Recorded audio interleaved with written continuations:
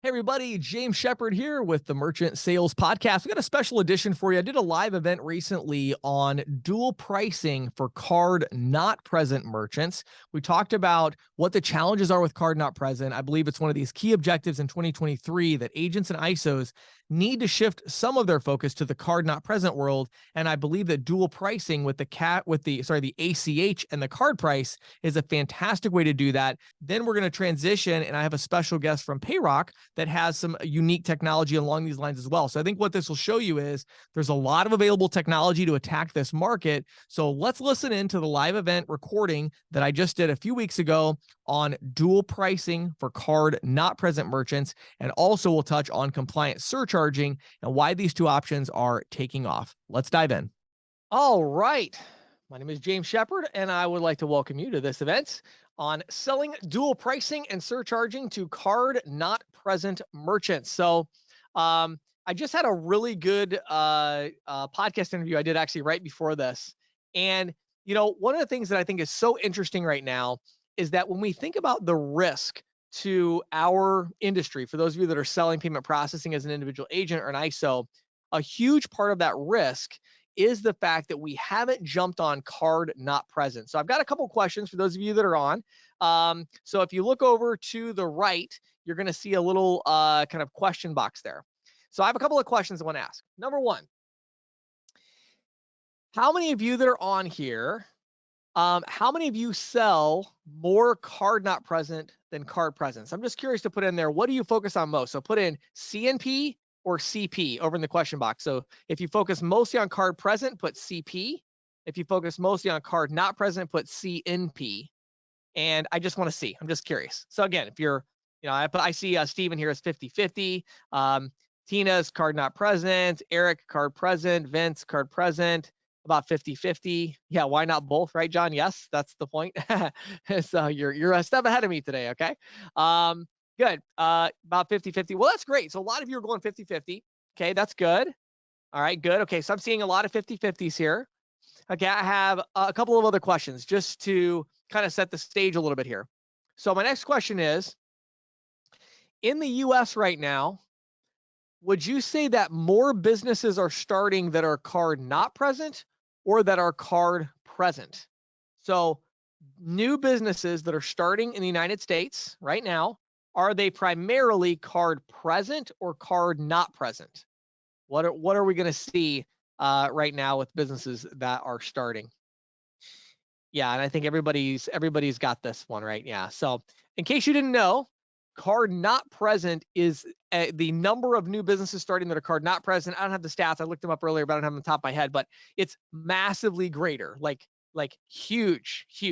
Meaning there are like many times more businesses that are starting card not present than card present. So if you're an entrepreneur today and you've got that entrepreneurial tendency and you say, man, I want to go start a business, right? Well, what business are you going to start if that's you? Are you going to go out and open a hobby store? Are you going to open a coffee shop? Are you going to open a auto repair shop? Maybe, right? There's some people, of course, that do that. But what are you more likely to do? Now, you're more likely to start a service company, a software company, right? Something that's card not present, an e-commerce. You're much more likely to start something like that. Okay, so I want to dive in here and talk to you about this. I have one last question to ask everybody though. So I need everybody to go over to the question box on the side to answer this one because I'm really curious. So as of today, right now, how many card not present merchants have you sold? Now, hold on one second before you answer. Hold on. Not e-commerce. So I'm talking about businesses that are card not present, but not e-commerce. So they're doing virtual terminal, they're doing e-invoicing, something like that. So card not present merchants that are using a virtual terminal, or they're using, maybe you're selling them a software that's integrated with payments, but it's for card not present. So these would be, HVAC providers, these would be home service providers, these would be, things along those lines, services, how many have you sold? Okay, 400 or 500, 75 to 100. Newer to the industry, so haven't sold too many of those yet, right? Seeing a lot of them that haven't sold as many, okay, which is kind of what I figured, right? So, right, roughly 40 out of 300. 3 to 5. Yeah. So, again, when we think about these trends with card not present, it gets really exciting when you think about the opportunity that exists. But then when we layer on top of that dual pricing and surcharging, now things get really interesting. And now we see this really huge opportunity that I want to dive into today. So we do have our special guest, James Derby, which I'm going to introduce in about 5 or 10 minutes here. But I just have a couple of things I want to cover with you. And then I'm going to get James Derby on. I've got a bunch of questions for him that we're going to dive into as well. So here we go. Let's dive in. So why card not present? Okay. Why should we sell card not present merchants? Why do we want to target them as opposed to card present? And of course, we want to target both, but why should we go card not present? 3 reasons. Number 1, less competitive. Now, what is so amazing to me is that if you reach out, if you walk into the average retail store, auto repair shop, quick serve restaurant, and say to them, how many times in the last week have you been contacted by somebody about payment processing or point of sale? They will usually, depending on, if you're in Manhattan or, in a rural area, but they're going to say many times, right? In a week, like multiple times in a week. If you talk to a home inspector or a company that provides plumbing services or HVAC or lawn care services, and you ask them and said, how many people in the last year, not week, year, have contacted you about payment processing? Most of those people will say either none, or they'll say they saw some ads online or maybe a couple people. But I mean, it is like massively less competitive. And the reason is really simple. It's because everybody on this call right now, right? We don't target them. Like, you know what I mean? We don't prospect them. We don't go after them aggressively. We're like, well, if we get a referral, we'll go ahead and take it, right? But we're not aggressively going after them as an industry. And again, I know I'm generalizing. I know many of you from the comments, like that's your main focus, which is fantastic. But as an industry, we haven't done a great job of going after card not present. So it's less competitive as a result. Lower expectations. And here's what I mean by that. I don't know about you, but like the card present space is getting a little bit harder as far as the expectation. You know what I mean? It's kind of like, you used to be, I would go sell a hair salon and it was like, what was their expectation? Well, their expectation was I was going to give them a VX510. And if I was really, really good, I would set it up as a multi-merchant account where they could go between the different stylists. You know what I mean? Like that was cutting edge, Now it's like, well, do you have appointments, appointment scheduling? Yes. Okay. Well, can my customers pay online before the appointment? No. Oh, well, then I'm not interested. It's like, man, really? Like, and I get it because they do need that, but it's like the expectations keep ratcheting up because everybody's going after them with these software offers. And so, it's more competitive, but also that expectation is higher with what they want. Whereas, you go to I was talking the other day to this guy came out and they were working on my furnace, and it's a pretty big company actually in the area. And I was talking to them, and it's like, I think I'm gonna end up setting them up. And what they need is they need a virtual terminal that doesn't look like it, came out of the 50s. You know what I mean? Like that's what they want. They want a virtual terminal that works. It's like, okay, I can do that, And so the expectations are generally a little bit lower with these card not present, especially service provider type merchants.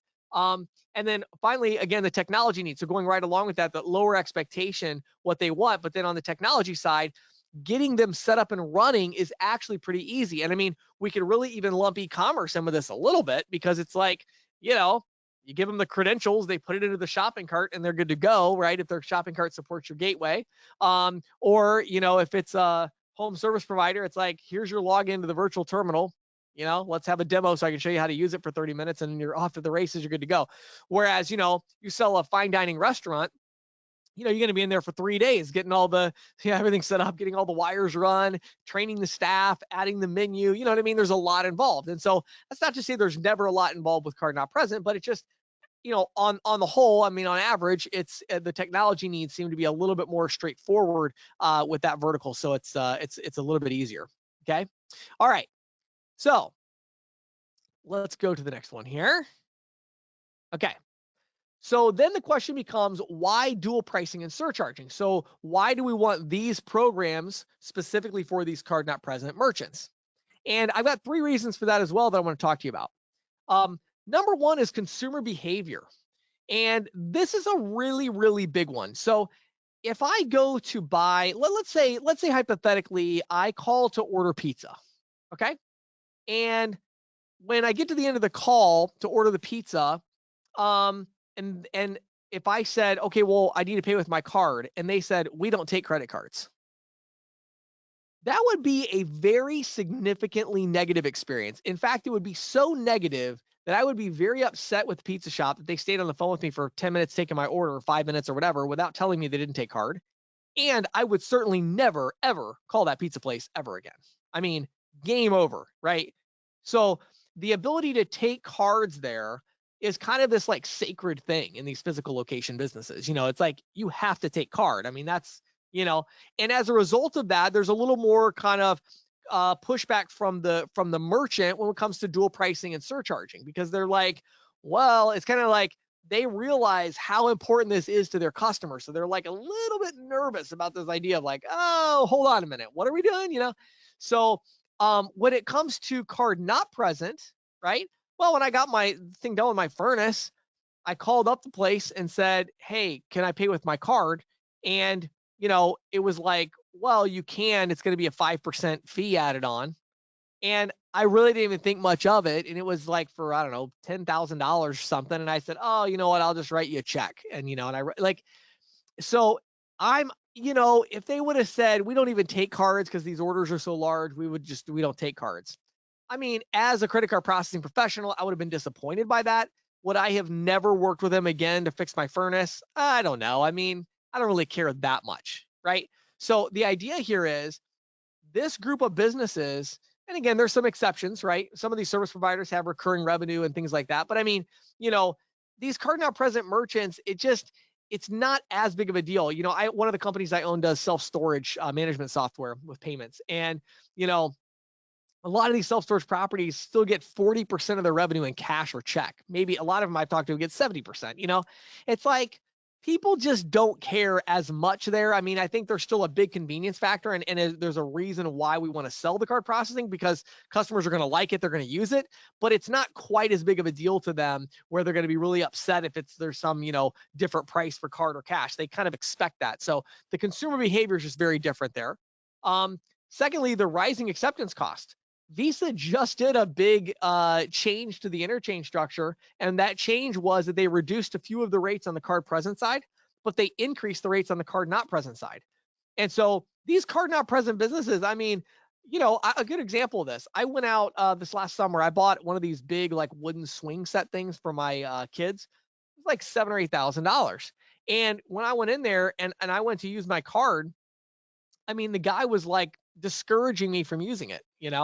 He's like, well, we really prefer not to take card. That's what he's telling me. And I'm like the credit card guy, we really prefer not to take card. We would be willing to wait. If you would rather just pay us when we get there, we'll take a check. And I'm thinking, you're crazy. Like, you're going to deliver this thing to me and you don't even have any payment just because you don't want to pay the credit card processing fee. And so, this rising cost of card acceptance on these $3,000, $4,000, $5,000, $8,000, $10,000 transactions is really high. And these businesses are, it's a big pain point for them.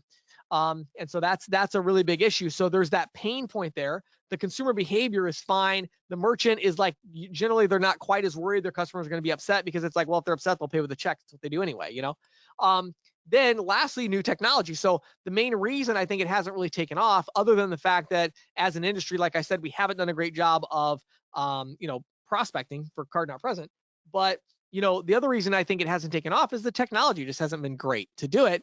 And that's why we have James Derby here from Payroc, which we're going to talk to here in just a minute about some of the technology piece of it as well. Okay, 2 more slides I'm going to run through. Actually, just one more here. We're going to go through real quick, and then I'm going to get James Derby on, because we're going to dive into this a bit more in detail. But, the final question is, okay, if you see the opportunity for card not present, you understand why it's going to be such a big deal. You understand that you can make a lot of money at it. It's a growing market, lots of new businesses. Expectations are low. Competition is low. The technology that you need is pretty straightforward. It's like, okay, cool, I get it. Dual pricing and surcharging makes sense. So what do I do, right? Like, how do I prospect? And there's really 3 key channels that I think you should all be thinking about. And I like to think about them actually together, not as like separate things, but more as like, these are 3 things that can work together in your favor. You've got cold calling, which frankly just hasn't gotten a lot of attention when it comes to card not present. And it's just like, to me, it's super easy. I did this a lot when I was selling full time. I sold a lot of card not present. Back then, it was like literally just, here's the virtual terminal. Nobody ever asked for hardly anything else, honestly. But, I did a lot of cold calling. I thought it was super easy. Every time I called a local business that's physical location, card present, they were mad that I called and I had to do this whole pitch and, get better and better and better at it to get around all the objections to be able to get an appointment. I'd rather just walk in off the street. Well, when it comes to card not present, I call a home inspector. They say, "Hey, how's it going?" And I start talking to them about what I'm doing and we have a conversation. They're not like angry because they haven't gotten called 17 times by a processor in the last 3 weeks, So cold calling over the phone, I think is great. In person, there's ways you can go out there. We've talked about it in a lot of different videos, but cold calling is great. Networking is fantastic. Getting involved in networking groups, finding people that are card not present, join the local chamber of commerce, and then you reach out to everybody in the chamber and just, hey, I'm a new member of the chamber. I want to just, speak with you and, introduce myself and all that. And then you get things from the networking side. The last one on here that I think is honestly one of the best ones, but it's hard for me to make content around, honestly, a lot of times, but Facebook groups are amazing. You got to be careful. It's not instant results. It takes a while to build up kind of a reputation in a new group. But, if you join these groups about these really specific verticals for, home inspectors or for HVAC providers or whatever, if you look up your state and then put the word like HVAC, you're probably going to find a group on Facebook that is for that. So join that group and you're there to learn and you're there to interact, and then as opportunities arise, you eventually can start sending messages to people, making comments, making the really well placed post that's not spammy at all. It's just kind of like 3 things the HVAC providers need to understand about payment processing, right? And so doing things like that, videos, so you can do a lot of things in that. I'm a big fan of the Facebook groups, and that's another great way to prospect. So you can look at these things even together, get email addresses, build your own Facebook group to do more networking, right? Network through the Facebook group, then do cold calling through the Facebook group. And so there's a lot of ways you can put these together and utilize them. So I am going to go to our next slide here. And then let's see here, Mr. Derby, if you want to go ahead and get your webcam opened up here. All right, there he is. How you doing there, James? I'm good. How are you, James? I'm doing fantastic. Always great. We get both Jameses on here, you know what I mean? And so it's a good thing. So, hey, before we dive in today, for those in our audience who maybe weren't on the last event we did or the podcast that we've done, give us a real short version of your background. How did you get into this industry? And then how did you end up doing what you're doing today at Payroc? Sure. Long and short is this. I spent about 22 years in point of sale, really specialized in hospitality and restaurants, had a lot of different card processing partners over the years, found Payroc, garnered an amazing relationship with them, built that business with them for a few years, and eventually I was fortunate enough to be acquired by Payroc, and they brought me in as kind of one of their product specialists. So that's how I ended up at Payroc today. Love it. So, my first question here, and I love talking to you because you have all this data, because you guys, with Payroc, you guys have been doing consumer choice and you've been doing dual pricing and surcharging for quite a while. Why is this such a big opportunity? When you look at card not present, why do you believe this is such a big opportunity for agents? And what are the trends that you're seeing around card not present and the adoption of these kind of alternate programs?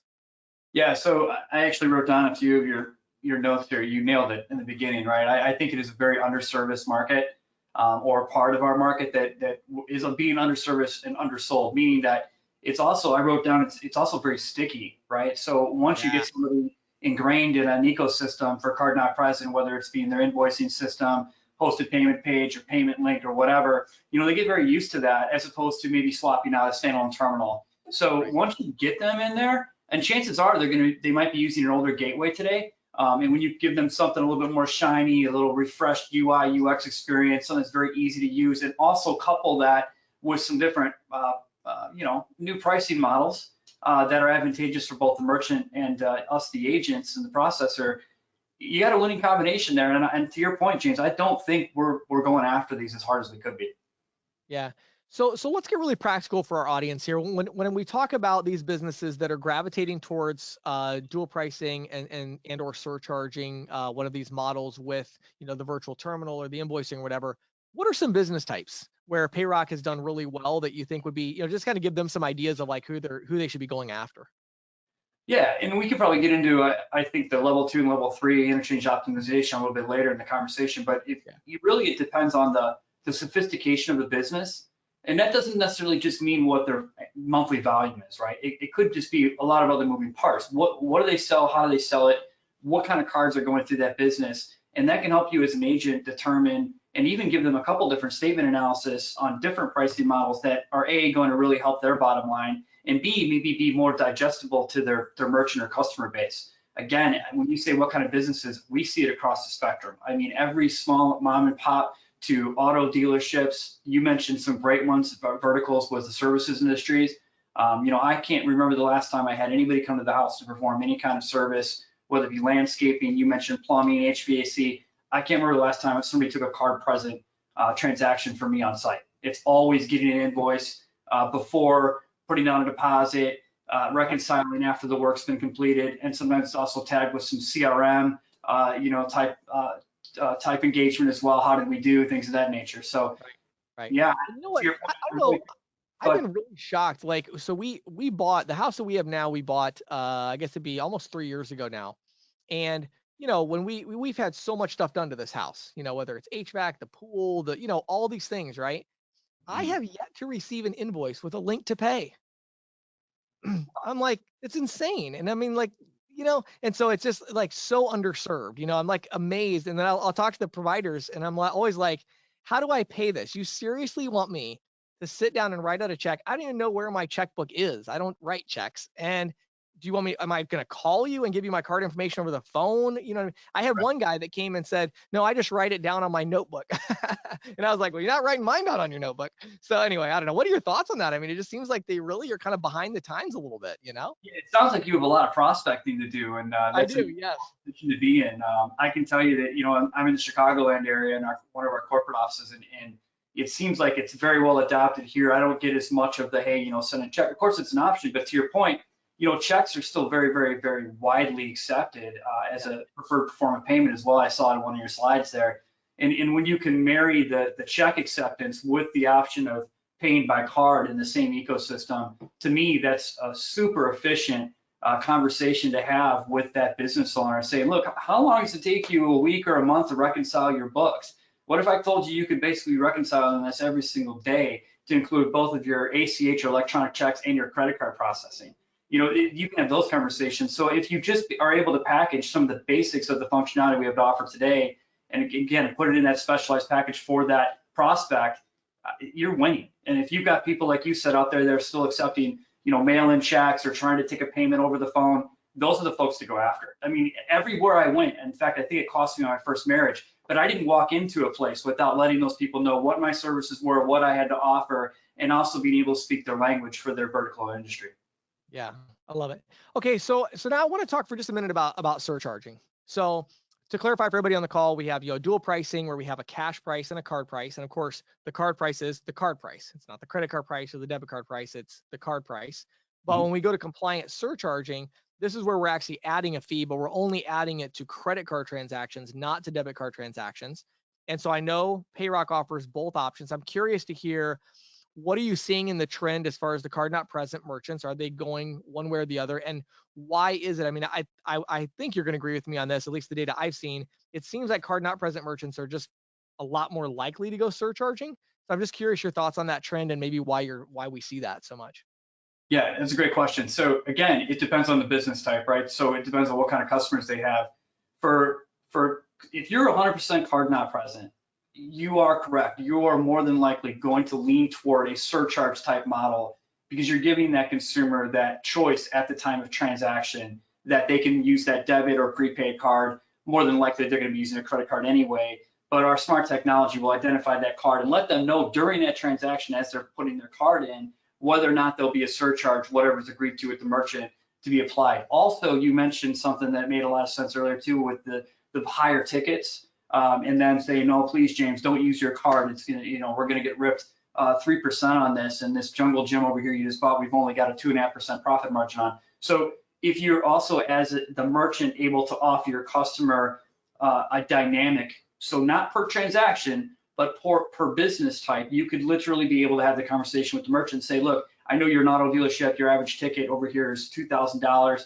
I know you don't feel comfortable passing, say, 3.5% to your cardholders, but on our program, you could pass, say, 2, and then you could eat the other 1.5, using 3.5 as an all-in number. And so wherever they were today, let's say they were at 285, you just lowered them down to 1.5. So there's all kinds. I like to call it an art form, not a science. And I think that's why we see a lot of the B2B and also mainly the smaller B2C folks really gravitate towards surcharging, because again, you're giving the merchant a choice on what they want to pass along to the cardholders, and you're giving the cardholder the choice at the time of transaction as to what form of card they want to use. Yeah, I like it. I think it's very interesting, and I think I think when you're doing that big transaction too, I mean, when they say you can use your debit card, I mean, it's actually not that difficult, to reach out to your bank, and give them a call. Hey, I'm about to do a $17,000 transaction or a $4,000 transaction or whatever it is, and it's above your limit, for them to say, okay, we'll temporarily raise that, and then you run it on debit. So I think that's a reasonable option. One thing I didn't even have in here, but I want to bring up, actually, talk about the ACH part of it though, right? So like, I guess we'll just kind of lump this in with the technology piece. I mean, talk about the technology that you provide to these, these card not present merchants today. And then also, what about ACH? How do we make money on ACH? Can we give that as an option when they click to pay? Like, talk about that a little bit if you would too. Yeah, absolutely. So just like any other product, right, you're going to have a Schedule A, right? There's going to be costs for your ACH side. And I would like to back up a second. Everything that we're doing when we're talking about our surcharge product, our ACH product, our consumer choice, reward pay, everything that we're talking about today is we have organically on our own rails within our own ecosystem, Payroc Gateway. So it's very new to us. We're very excited. We feel like we've got a real great piece of front-end technology to compete with anybody out there, as well as we acquired an HCheck 20. It's called HCheck 21. It's an ACH electronic check processing platform. We've integrated that within our gateway ecosystem as well. So when you talk about consumer choice, meaning dual pricing, you're able to say, look, you're all in for your card price, or I can select as the cardholder, the customer, I can select ACH, start putting in my checking account information very quickly and process that. Now there's different, depending upon who you are, Mr. and Mrs. Agent, what your schedule looks like, but there is money to be made on the ACH side as well. But I will tell you, as an agent, most of them look at the ACH as the necessary component to provide true compliant dual pricing. So it's hard to offer cash on a card not present virtual terminal or hosted payment page, whatever, right? So that's why that ACH is there, and that's what allows us to get that traction with our dual pricing. Yeah, I love that. So it's dual pricing, and the dual pricing is, here's your ACH price, here's your card price. Sure. So when they get that, email invoice out and they click to pay, you're giving them that option on that page to say, how do you want to pay, with a card or ACH? And there's 2 different prices depending on what they select. Absolutely correct. Okay. Yeah, I like that. Okay, so one last business type I wanted to touch on. You mentioned it a little bit earlier, but B2B.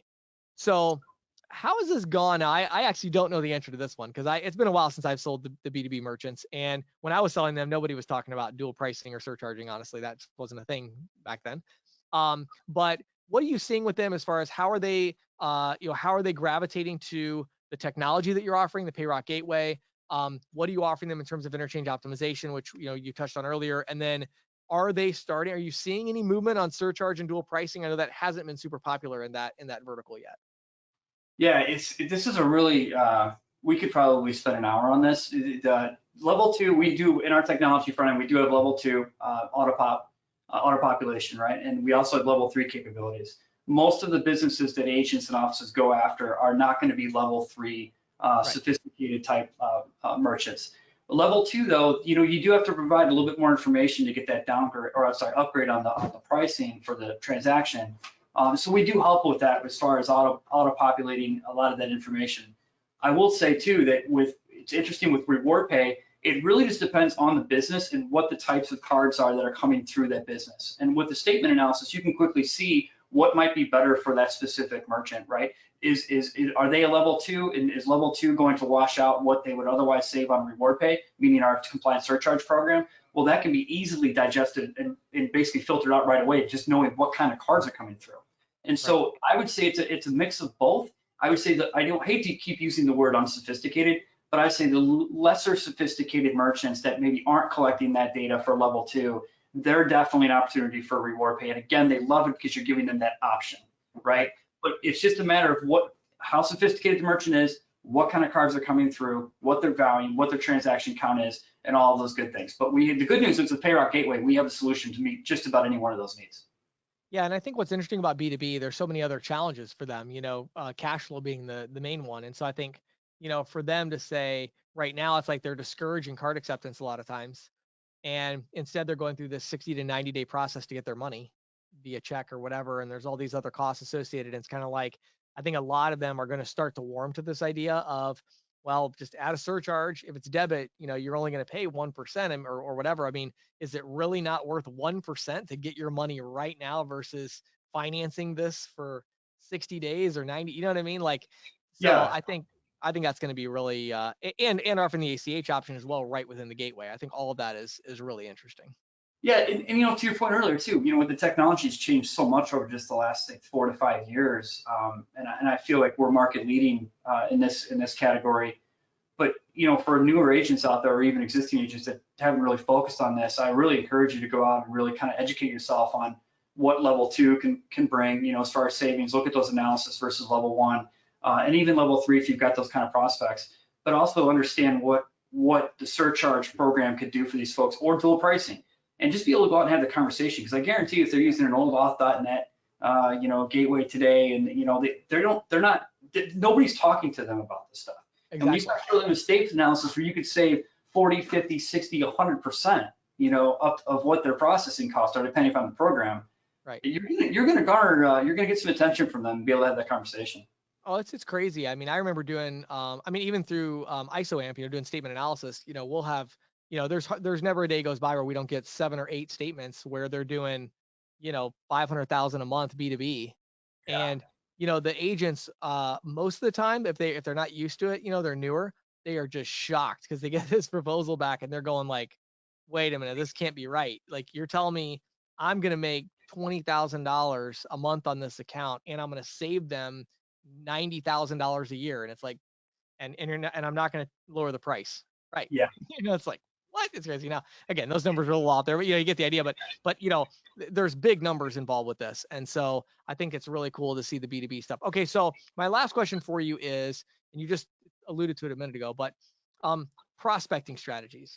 So I talked about it a little bit, but what are you seeing with these partners? I know you have a lot of direct contact with the agent channel. Yep. The agents that are selling the card not present, maybe it's B2B, maybe it's service providers. How are they doing it? Like, what are they doing different than the rest of the agent population that's allowing them to bring on these card not present deals? Yeah, so you mentioned a key word in your monologue. The word networking comes to mind. You've got agents and offices that specifically, like, we have 2 different groups, really. We've got guys that just will go out there and pound the streets, as you have done in the past. I myself have done. That is, hats off. That is not an easy thing to do. But guys love it. They get used to it. They get up in the morning. That's what they want to go do.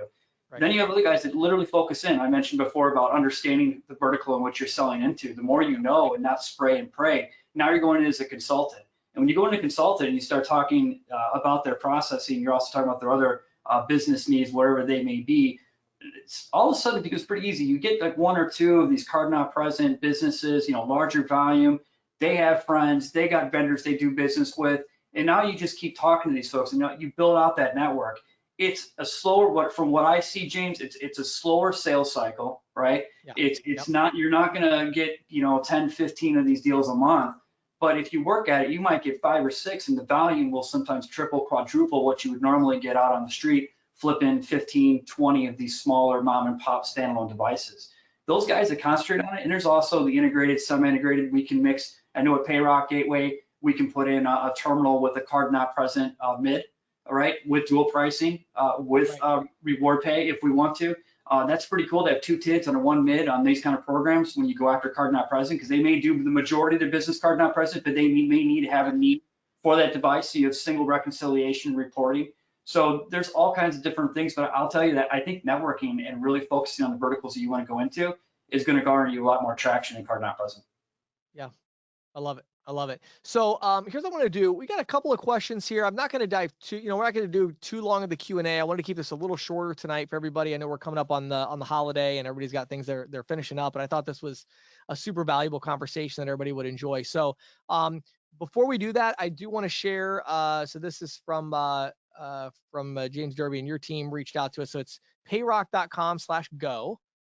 So if you are interested in learning more, I just put that in the chat for everybody. So if you want to learn more about what James is talking about here with the Payroc Gateway, the solutions that Payroc has to offer, I've had a relationship with Payroc for a long time. Really trust them. Great company to work with. I really think in the industry right now, and maybe you'd have something to say about this, but it's like, I don't know how many companies are still out there that are really centered around providing a great agent experience. There's a lot of companies that want to provide good solutions through agents, Right. but it's like the agent experience. Maybe talk to us about that for just a minute, and then we'll dive into the Q&A. I appreciate that opportunity, and also happy Thanksgiving to everybody the Friday before.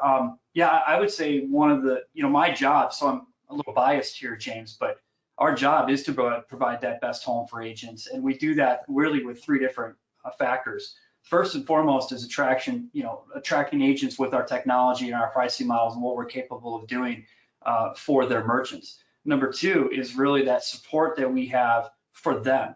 The agent for us is our number one customer. Merchants happen to be byproduct of that number one customer being the agent themselves. So if you create a happy agent that's out there and be able to go out there and sell, and then also the third leg is, of course, providing that merchant support. Do all those things together, and you're going to get a world-class agent channel. And that's what I do believe Payroc has today. In fact, we get agents from all over, the grizzled veterans that have been doing this for, I won't mention competitors, for 20 years, to people that are just brand new off the street. And it's like, wow, you guys really have support, because we really do have an entire layer of support that's literally just dedicated to the agent themselves. Yeah, love it. So again, I've got the link in there in the chat. It's payroc.com, which is Payroc. So payroc.com/go, payroc.com/go. Okay, so let me just throw a couple of questions out, and then we'll call it a day.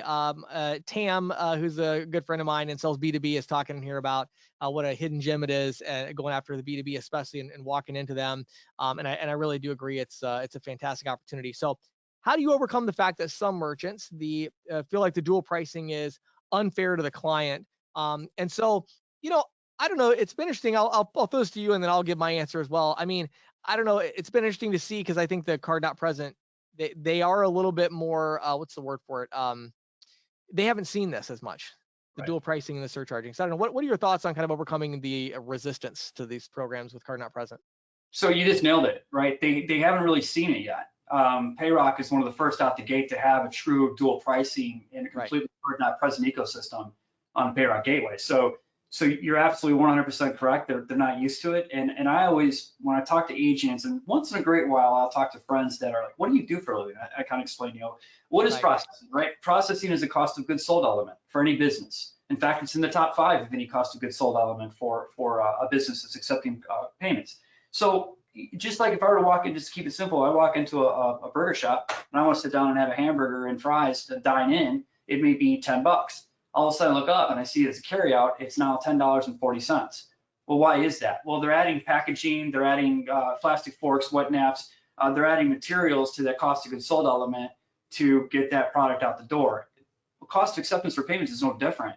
So if we give that consumer that choice, right, they can dine in or they can take carryout, using my kind of crude example. Same thing here, they can provide that. Everybody's got a checking account for our dual pricing card not present. Here's your ACH price right here. All you got to do is spend 30 seconds putting in your banking information. Or I've got a card.